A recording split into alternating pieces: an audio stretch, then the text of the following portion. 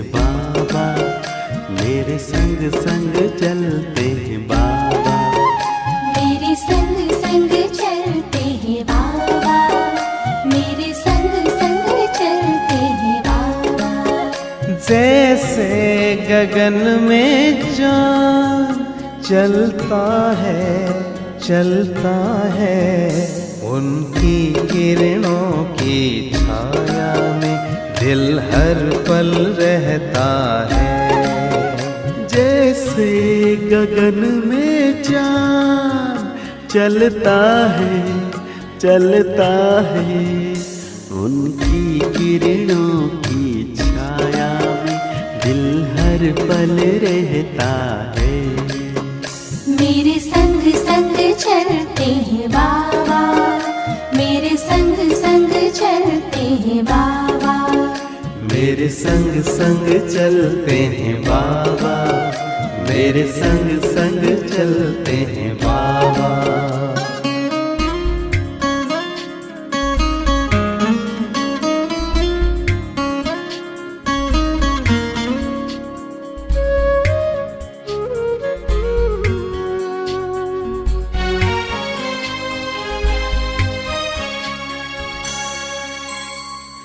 देखूं मैं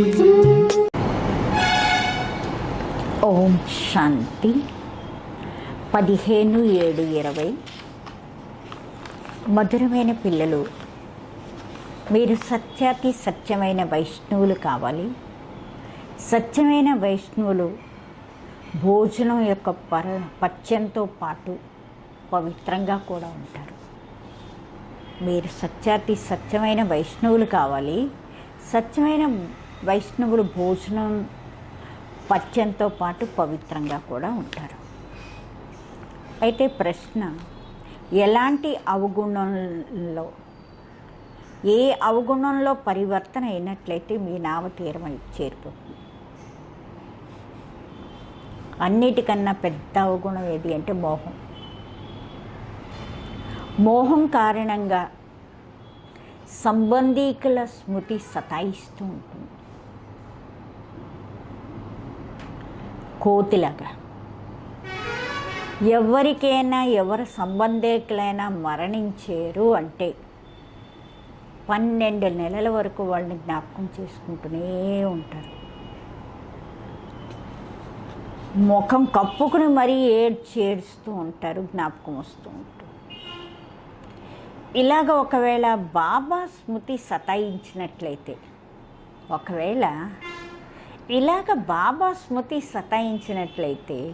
రాత్రి పగలు బాబానే స్మృతి చేస్తే నిజంగా మీ నావ తీరం చేరిపోయినట్టే. ఆ సంబంధికుల గురించి పడి ఏడ్చి రాత్రి పగలు ఎన్ని నెలలైనా అలా వాళ్ళని సంవత్సరాలు కూడా జ్ఞాపకం చేసుకుంటుంటారు. బాబా అంటారు, అలా పడి బాబాని స్మృతి చేశారనుకోండి, మీ నావ తీరం చేరిపోతుంది.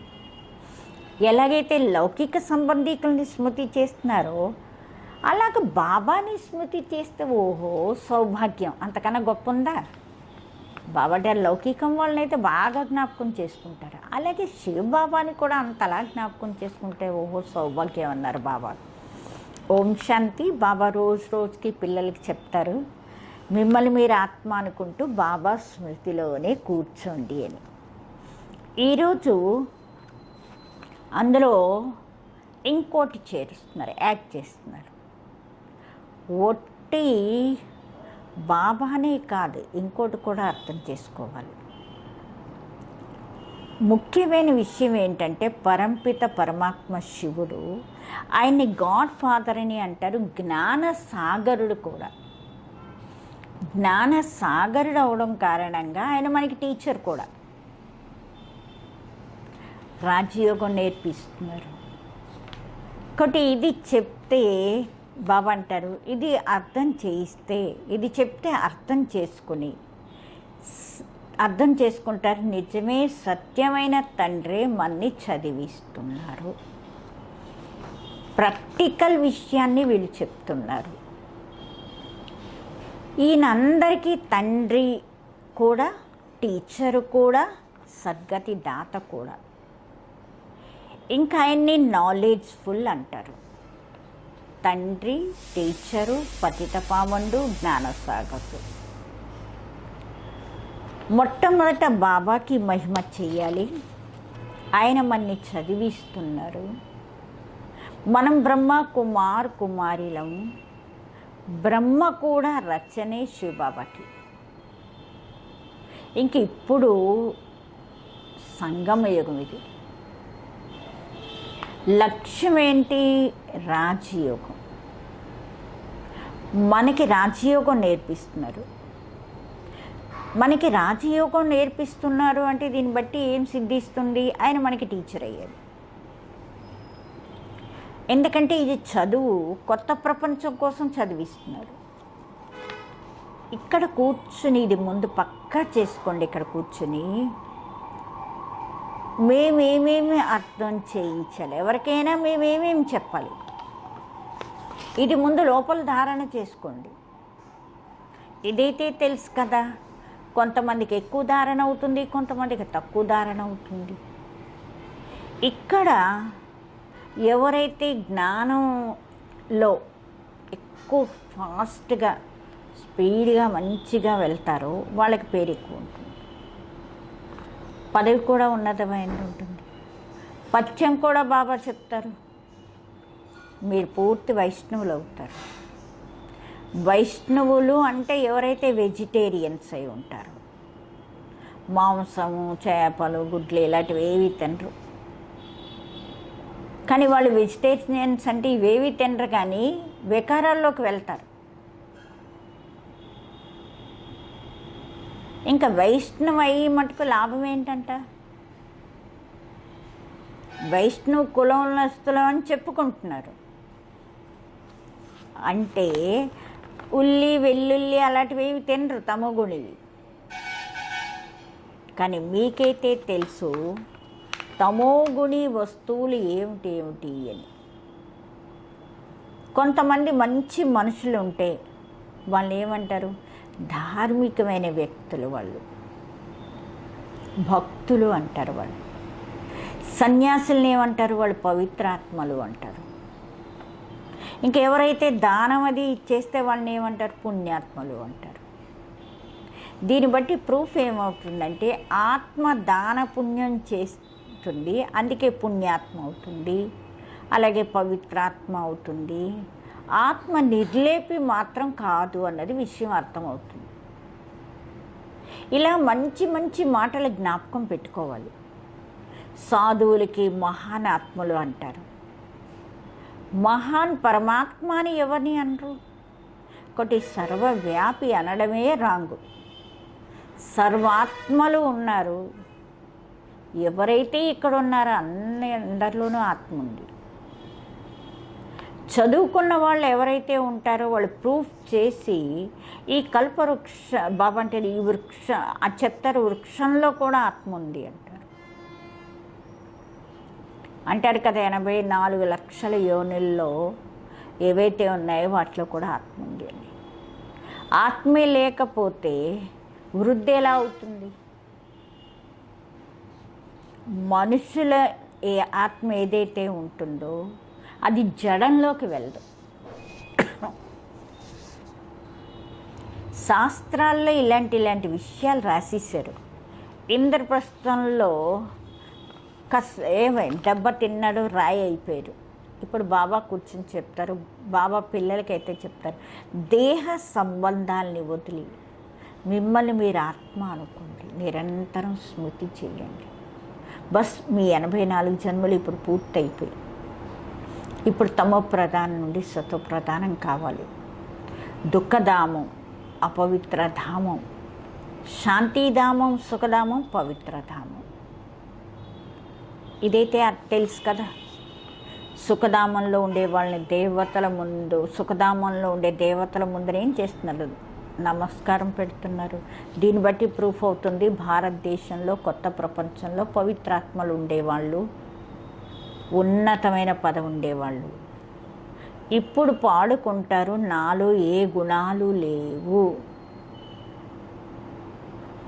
అలాగే ఉన్నారు కదా, ఏ గుణాలు లేవు. మనుషుల్లో మోహం చాలా ఉంటుంది, చచ్చిపోయిన వాళ్ళని అలా జ్ఞాపకం చేసుకుంటూ ఉంటారు. బుద్ధిలో వస్తుంది వీళ్ళు నా పిల్లలు అని. పతి లేక పిల్లలు కానీ చచ్చిపోయారు అంటే ఇంకా వాళ్ళని అలా జ్ఞాపకం చేసుకుంటూనే ఉంటారు. ఆమె 12 నెలల వరకు కూడా బాగా అలా జ్ఞాపకం చేసుకుంటూనే ఉంటుంది. ముఖం కప్పుకొని ఏడుస్తూనే ఉంటారు. అలా ముఖం కప్పుకొని ఒకవేళ మీరు బాబాని స్మృతి చేసినట్లయితే రాత్రి పగలు మీ నావ తీరం చేరిపోయిందని లెక్క అన్నారు బాబా. బాబా అంటారు, ఎలాగైతే పతిని మీరు అంతలాగా స్మృతి చేస్తున్నారో నన్ను స్మృతి చేస్తే మీ వికర్మలే వినాశనం అయిపోతాయి కదా అంటున్నారు. బాబా యుక్తులైతే ఇలా చెయ్యండి అని మనకి ఎన్నో యుక్తులు చెప్తూ ఉంటారు. చార్ట్ చూస్తారు, ఈరోజు ఎంత ఖర్చు అయింది, ఖాతాలు చూసుకుంటారు కదా, ఈరోజు ఎంత ఖర్చు అయింది, ఎంత లాభం వచ్చింది, బ్యాలెన్స్ రోజుకి తీస్తూ ఉంటారు కదా, బ్యాలెన్స్ ఎంత ఉంది అని. ఇంకా కొంతమంది నెలకి తీస్తారు. ఇక్కడ ఇది చాలా అవసరం. బాబా గడికి చెప్తూ ఉంటారు. బాబా అంటారు, పిల్లలు మీరు సౌభాగ్యశాలీలు, వేల భాగ్యశాలీలు, కరోడ భాగ్యశాలీలు, పదమా భాగ్యశాలీలు, అరబ్ ఖరబ్ భాగ్యశాలీలు. ఏ పిల్లలైతే తమని సౌభాగ్యశాలీలు అనుకుంటారో వాళ్ళు తప్పకుండా మంచిగా బాబాని స్మృతి చేస్తూ ఉంటారు. వాళ్ళే గులాబీ పుష్పాలు అవుతారు. ఇది మొత్తం మీద చెప్పడం జరుగుతుంది. తయారవేయడం అయితే అందరూ ఎలా తయారవ్వాలి? సుగంధంతో నిండిన పుష్పాల్లాగే తయారవ్వాలి. ఇంతకీ ముఖ్యమైన విషయం యోగమే. సన్యాసుల యోగం అన్నమాట అంటారు. లౌకిక తండ్రి ఇలా అంటారు, నా స్మృతి చెయ్యండి. అడుగుతారేంటి, నా స్మృతి చేస్తున్నారా, నన్ను జ్ఞాపకం చేసుకుంటున్నారని ఏ లౌకిక తండ్రి అని అడుగుతారేంటి?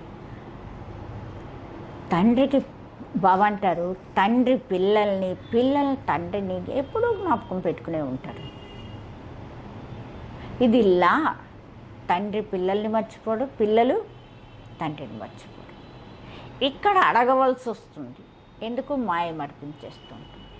ఎక్కడికి వస్తారు తెలుసు, మేము బాబా దగ్గరకు వచ్చాము, బాబా స్మృతిలో ఉండాలి అని. అందుకే బాబా చిత్రాలు తయారు చేస్తూ ఉంటారు, ఇవి కూడా మీతో పాటు పెట్టుకోండి అని. మొట్టమొదటి ఎప్పుడు బాబా యొక్క మహిమతో మొదలుపెట్టండి ఎవరికి చెప్పాలన్నా.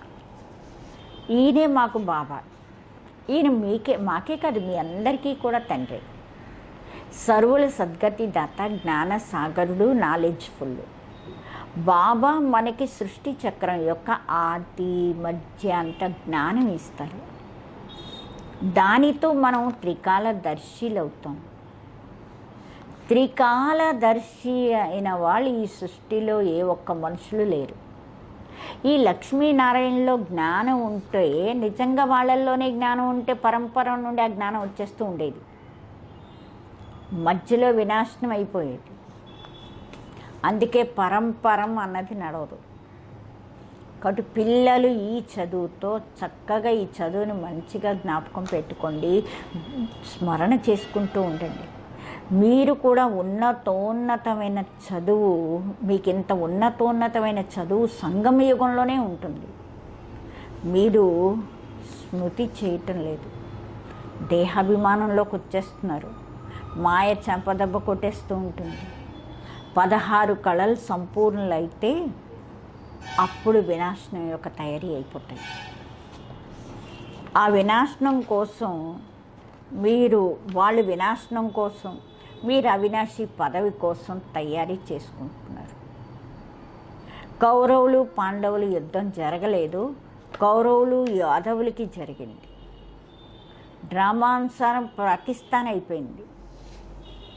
అది కూడా ఎప్పుడు మొదలైంది? ఎప్పుడైతే మీ జన్మ వచ్చిందో. ఇప్పుడు బాబా వచ్చారు, అన్ని ప్రాక్టికల్ జరగాలి. ఇక్కడ వాళ్ళ గురించి అంటారు, రక్త నదులు ప్రవహిస్తాయి. అందుకే నేతి నదులు తర్వాత నేతి నదులు ప్రవహించవు. ఇప్పుడు చూడండి, దెబ్బలాడుకుంటూ ఉంటారు, ఫలానా ఊరు మాకు ఇవ్వకపోతే మీతో మేము యుద్ధం చేస్తాం, మాకు ఇచ్చేయండి. ఇక్కడి నుంచి మీరు ఈ తోవంట ఈ ఈ దీని నుంచి మీరు వెళ్ళడానికి వీలు లేదు, ఇది మా తోవ, మీరు ఇందులోంచి వెళ్ళడానికి లేదు. ఇప్పుడు వాళ్ళు ఏం చేయాలి? స్టీమర్లో ఎలా వెళ్తారు? మళ్ళీ సలహాలు చేస్తూ ఉంటారు, సలహాలు అడుగుతూ ఉంటారు. సంయోగం యొక్క విశ్వాసం లభిస్తుంది, సంయోగం యొక్క విశ్వాసం దొరుకుతుంది. మళ్ళీ పరస్పరం ఒకళ్ళొకళ్ళు సమాప్తి చేసేసుకుంటుంటారు. ఇక్కడ మళ్ళీ సివిల్ వార్స్ డ్రామా అనుసారం ఫిక్స్ అయి ఉన్నాయి. ఇప్పుడు బాబా అంటారు, మధురమైన పిల్లలు చాలా చాలా కాస్త సమర్థవంతులు అవ్వండి, బాగా మంచిగా సమర్థవంతులు అవ్వండి. ఇక్కడి నుంచి బయట ఇంటికి వెళ్ళిన దగ్గర నుంచి మర్చిపోకండి. ఇక్కడి నుంచి ఇంటికి వెళ్ళారంటే మర్చిపోతూ ఉంటారు. ఇక్కడ మీరు వస్తారా, సంపాదన జమ చేసుకుంటారు. చిన్న చిన్న పిల్లల్ని తీసుకుని వస్తారు, వాళ్ళ బంధంలోనే ఉండవలసి వస్తుంది. పిల్లల్ని తీసుకెళ్తే పిల్లలు ఏమంటారు, నువ్వు వెళ్ళకు, తర్వాత వెళ్ళు, నన్ను వదిలేకు అంటే ఏం చేస్తారు? నేను ఇక్కడ కూర్చోను అంటే బయటికి వెళ్ళిపోతూ ఉంటారు పిల్లల్ని పట్టుకుని. అంటే పిల్లల బంధంలో ఉండవలసి వస్తుంది పిల్లల్ని తీసుకెళ్తే. అక్కడైతే జ్ఞాన సాగరం తీరంలోకి వస్తున్నారు. ఎంత సంపాదన చేసుకుంటే అంత మంచిది కదా. ఇందులో ఈ విడిపోవాలి. మీరు వచ్చింది అవినాశి జ్ఞానరత్నాలతో జోలు నింపుకోవడానికి. పాడుకుంటారు, బోలానాథరా బంబం బోలానాథ్ బర్దే జోలి, మా జోలు నింపు అంటారు. భక్తులు శంకరుడు ముందు వెళ్ళి జోలి నింపు అంటారు. అది శివశంకర్లను ఒకటే అనుకుంటారు వాళ్ళు. శివుడు శివశంకర్ మహాదేవ్ అంటారు. ఒకటి మహాదేవ్ అంటే పెద్దవాళ్ళు అయ్యారు. ఇలాంటి చిన్న చిన్న విషయాలు కూడా చాలా అర్థం చేసుకోవాలి అన్నారు బాబా. పిల్లలు మీకు చెప్పడం జరుగుతుంది, మీరు ఇప్పుడు బ్రాహ్మణులు, మీకు ఇప్పుడు జ్ఞానం లభించింది. చదువుతోనే మనుషులు బాగుపడతారు. నడవడిక, ఆ వ్యవహారం అన్నీ మంచిగా ఉంటాయి. ఇప్పుడు మీరు చదువుకుంటున్నారా? ఎవరైతే ఎక్కువ చదివిస్తారో వాళ్ళ మేనర్స్, వాళ్ళ నడవడిక అన్నీ మంచిగా ఉంటాయి. మీరు అంటారు కదా, అందరికన్నా మంచిగా మమ్మ బాబా నడవడిక మేనర్స్ చాలా బాగుండేవి. ఆయన పెద్దమ్మ, ఆయనలోకి ప్రవేశించి పిల్లలకి బాబా జ్ఞానం ఇస్తారు. మాతాపిత ఇక్కడ ఇద్దరు కంబైండే, బ్రహ్మబాబా తల్లి అయితే శివబాబా తండ్రి. మాతాపిత ఇద్దరు కంబైండ్గా ఉన్నారు. ఎన్ని గుహ్యమైన విషయాలు ఇవన్నీ. ఎలాగైతే మీరు చదువుకుంటున్నారో అలాగే మమ్మ కూడా ఒకప్పుడు చదువుకునేవారు. ఆమెను కూడా బాబా దత్తతే తీసుకున్నారు. చాలా తెలివిగా ఉండేది. డ్రామానుసారం సరస్వతి పేరు అందుకే ఆమెకు వచ్చింది. బ్రహ్మపుత్ర అన్నిటికన్నా పెద్ద నది. మేళా సాగరానికి బ్రహ్మపుత్ర నదికి మేళా జరుగుతూ ఉంటుంది. ఈ పెద్ద నది అయింది కదా, తల్లి అయింది. మీరు మధురమైన పిల్లలు, మిమ్మల్ని ఎంత ఉన్నతిలోకి తీసుకెళ్తున్నారు బాబా. బాబా పిల్లల్నే చూస్తూ ఉంటారు కాబట్టి ఆయనకి ఇంకెవరిని జ్ఞాపకం చేసుకోవాలి? ఆయనకి ఇంకెవరిని జ్ఞాపకం చేసుకోవడానికి ఎవరు లేరు. ఈయనాత్మ కూడా బాబానే స్మృతి చెయ్యాలి. బాబా అంటారు, మేమిద్దరం కూడా పిల్లల్ని చూస్తూ ఉంటాం. నా ఆత్మ సాక్షిగా నేనేం ఆత్మను ఉండిపోను, చూస్తూ సాక్షిగా ఉండిపోను. కానీ బాబా సాంగత్యంలో నేను కూడా చూస్తూ ఉంటాను అంటున్నారు బ్రహ్మబాబా. బాబాతో పాటు ఉంటాను కదా, బాబా చూస్తుంటే పక్క నుంచి నేను కూడా చూస్తూ ఉంటాను. ఆయనకు పిల్లవాడిని, ఆయనతో పాటు చూస్తూ ఉంటాను. నేను విశ్వానికి యజమాని అయి తిరుగుతూ ఉంటాను. ఎలాగైతే నేనే ఇది చేస్తున్నాను, నేను దృష్టి ఇస్తున్నాను, సైతంగా అన్నిటినీ మర్చిపోవడం జరుగుతుంది. నేనే దృష్టి ఇస్తున్నాను, నేనే చేస్తున్నాను అంటే ఆత్మిక స్థితిలో. ఇంకా బాబా అంటారు, తండ్రి పిల్లలు ఎలాగంటే ఒకలాగే ఉన్నారు, ఒకటే అయిపోయారు కదా. ఎలాగంటే ఒకటి బాబా అంటారు, బాగా పురుషార్థం చెయ్యండి. మమ్మ బాబా అందరికన్నా ఎక్కువ సర్వీస్ చేశారు. ఇంట్లో కూడా తల్లి తండ్రి ఎక్కువ సేవ చేస్తారు. సర్వీస్ చేసే వాళ్ళకి ఉన్నతమైన పదవిని పొందుతారు. మరి ఫాలో చేయాలి కదా వాళ్ళని. ఎలాగైతే బాబా అపకారీలకు కూడా ఉపకారం చేశారు, అలాగే మీరు కూడా ఫాలో ఫాదర్ చేయండి. దీని అర్థం కూడా అర్థం చేసుకున్నారు కదా. బాబా అంటే నా స్మృతి చేస్తే చెయ్యండి, ఇంకెవరు చెప్పింది వినకండి. ఎవరేమన్నా సరే విన్నట్టు వదిలేయండి. మీరు నవ్వుతూ ఉండండి, వాళ్ళంటే వాళ్ళే చల్లబడిపోతారు. బాబా అంటారు, ఎవరైనా కోపం చూపించినట్లయితే వాళ్ళకి మీరు పువ్వులు వేయండి, చెప్పండి మీరు అపకారం చేస్తున్నారు, మేము మాత్రం ఉపకారమే చేస్తున్నాం. బాబా స్వయం అంటారు, మొత్తం ప్రపంచంలో మనుషులందరూ నాకు అపకారీలే. నన్ను సర్వవ్యాపి అంటూ ఎంతలాగా నింద చేశారు. నేనైతే అందరికీ ఉపకారిని. పిల్లలు మీ అందరికీ కూడా ఉపకారం, మీరు కూడా అందరికీ ఉపకారం చేసేవాళ్ళు. మీరు ఆలోచించండి, మేము ఎలా ఉండేవాళ్ళం, ఇప్పుడు ఎలా అయ్యామని. విశ్వానికి యజమానులు అవుతున్నాం. ఇప్పుడు కనీసం స్వప్నంలో కాదు, సంకల్పంలో కూడా ఉండేది కాదు ఇలా అవుతామని. ఎంతోమందికి ఇంట్లో కూర్చునే సాక్షాత్కారాలు, కానీ సాక్షాత్కారంతో ఏమైనా అవుతుందా? మెల్లిమెల్లిగా వృక్షం వృద్ధి పొందుతూ ఉంటుంది. ఇది కొత్త దైవీ వృక్షం స్థాపన జరుగుతున్నది. పిల్లలకి తెలుసు, మా దైవీ పూల తోట తయారవుతున్నది. సతయుగంలో దేవతలే ఉంటారు, మళ్ళీ తిరిగి రావాలి కదా.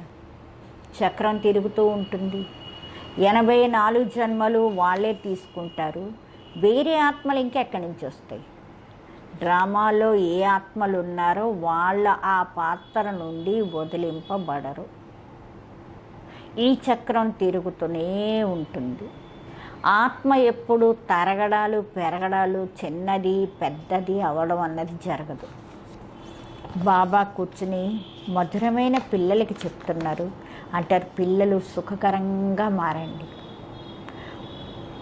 తల్లి అంటుంది కదా, ఎప్పుడు మీలో మీరు దెబ్బలాడుకోకండి అని. ఎవరైనా తల్లి ఏముంటుంది పిల్లలకి, మీలో మీరు దెబ్బలాడుకోకండి అంటే. బేహద్ తండ్రి కూడా పిల్లలకి చెప్తున్నారు, యోగ యాత్ర చాలా ఈజీ. ఈ యాత్ర ఆ యాత్రలన్నీ జన్మజన్మాంతరాలు చేసుకుంటూ వచ్చారు. దానివల్ల మెట్లు దిగుతూ వచ్చారు, పాపాత్ములు అవుతూ వచ్చారు. బాబా అంటారు, ఇది ఆత్మిక యాత్ర. మీరు ఈ ముచ్చిలోకం నుంచి ఏమో వెళ్ళేది లేదా, ఈ మృత్యులోకం నుంచి వెళ్ళేది లేదా? ఈ యాత్రతో మీరు మళ్ళీ తిరిగి బాబా అంటారు వచ్చి మళ్ళీ ఎలా ఉన్నవాళ్ళు అలాగే తయారైపోతారు.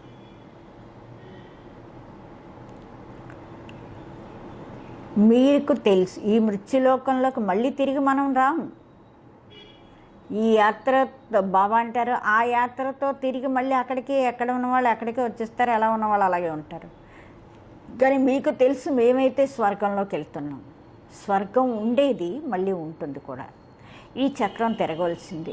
ప్రపంచంలో ఒక్కళ్ళు బాబా అంటున్నారు, ప్రపంచం ఒక్కటే, అంతేగాని నక్షత్రాల్లో ప్రపంచం, చంద్రుల్లో ప్రపంచం, ఇంకెక్కడా ప్రపంచాలు లేవు. పైకి వెళ్ళి చూడడం కోసం ఎంతలాగా తలలు బాధీసుకుంటున్నారు. బాదుకుని ఆఖరికి మృత్యు ఎదురుగుండా వచ్చేస్తుంది.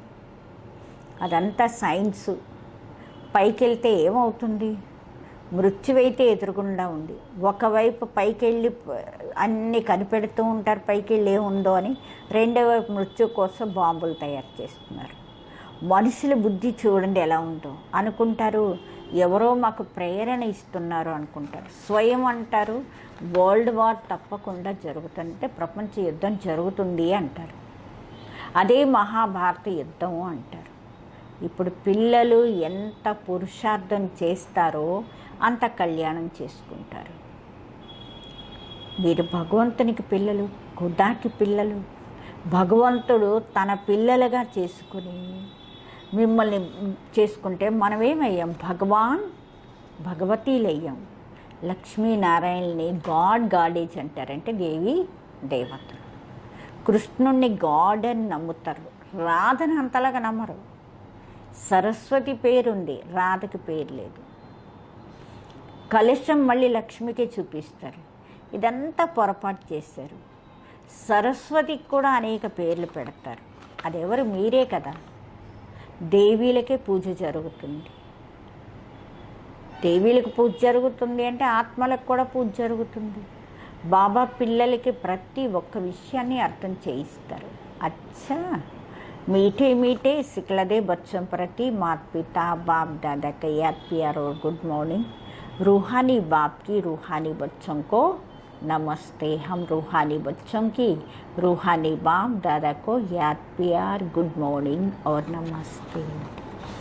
ధారణ కోసం ముఖ్య సారం, ఎలాగైతే బాబా అపకారీలకు కూడా ఉపకారం చేస్తున్నారో అలాగే మీరు కూడా ఫాలో ఫాదర్ చేయండి. ఎవరు ఏదైనా అన్నా ఒకవేళ విన్నట్టు వదిలేయండి, నవ్వుతూ ఉండండి. ఒక బాబా చెప్పిందే వినండి. సుఖకరంగా మారి అందరికీ సుఖం ఇవ్వండి. పరస్పరం దెబ్బలాడుకోవడాలు కొట్టుకోవడాలు చేయకండి. తెలివైన వాళ్ళు అయి మీ జోలిని అవినాశి జ్ఞాన రత్నాలతో నింపుకోండి.